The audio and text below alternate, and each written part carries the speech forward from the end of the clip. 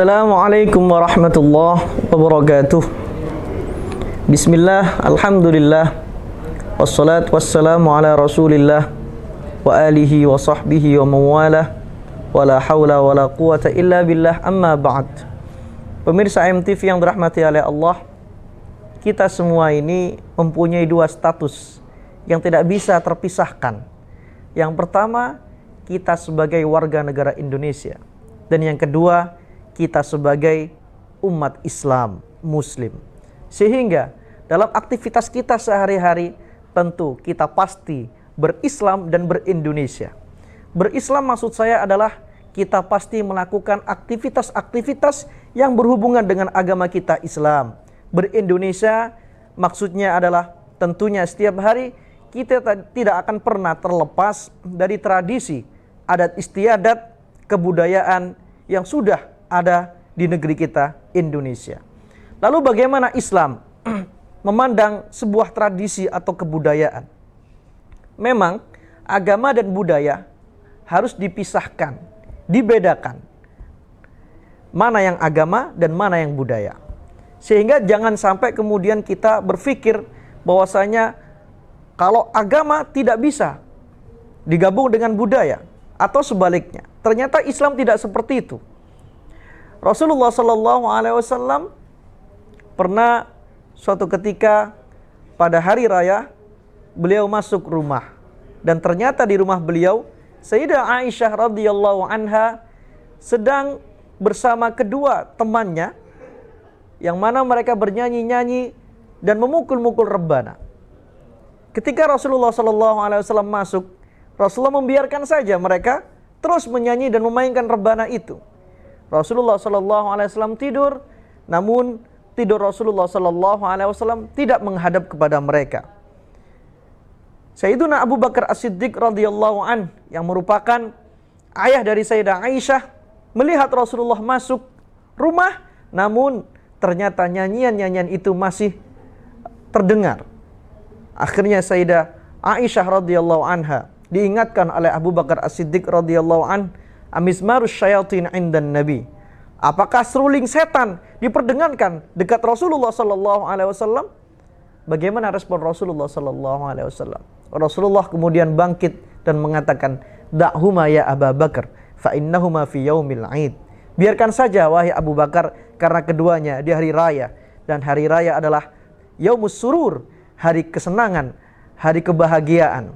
Selama adat dan tradisi itu tidak melanggar aturan-aturan agama, melanggar batasan-batasan agama, maka Rasulullah SAW memperbolehkannya.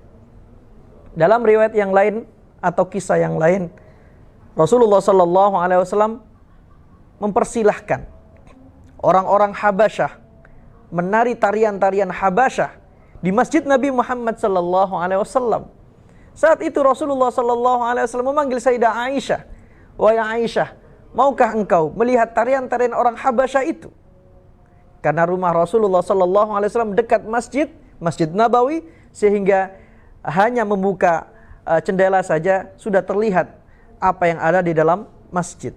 Sayyidah Aisyah radhiyallahu anha mengiyakan, menganggukkan kepalanya, dan melihat orang-orang Habasyah itu menari dengan tarian-tarian perangnya, membawa dengan senjata-senjata perangnya itu, menari-nari, dan itu diperbolehkan oleh Rasulullah SAW.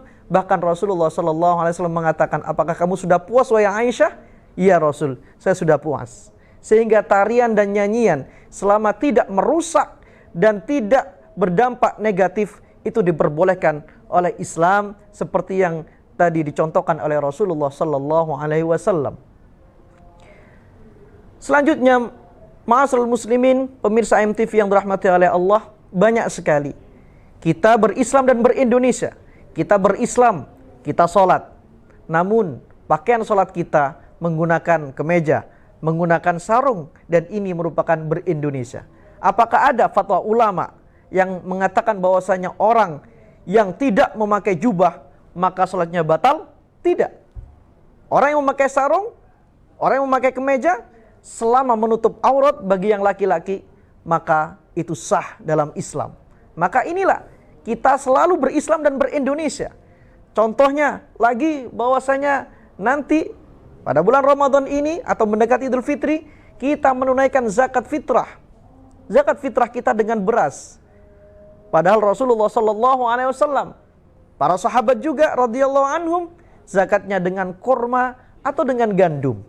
Apakah dilarang oleh Islam?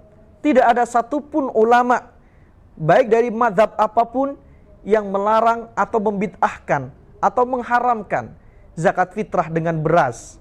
Tidak. Namun kita ber-Indonesia, makanan kita setiap hari nasi yang dari beras. Kemudian berislam, yaitu menunaikan zakat fitrah, sehingga dalam pandangan para ulama tidak mengapa. Dengan uraian tadi, ma'asyiral muslimin, pemirsa AMTV yang dirahmati oleh Allah, ternyata kehidupan kita ini berislam sekaligus berindonesia.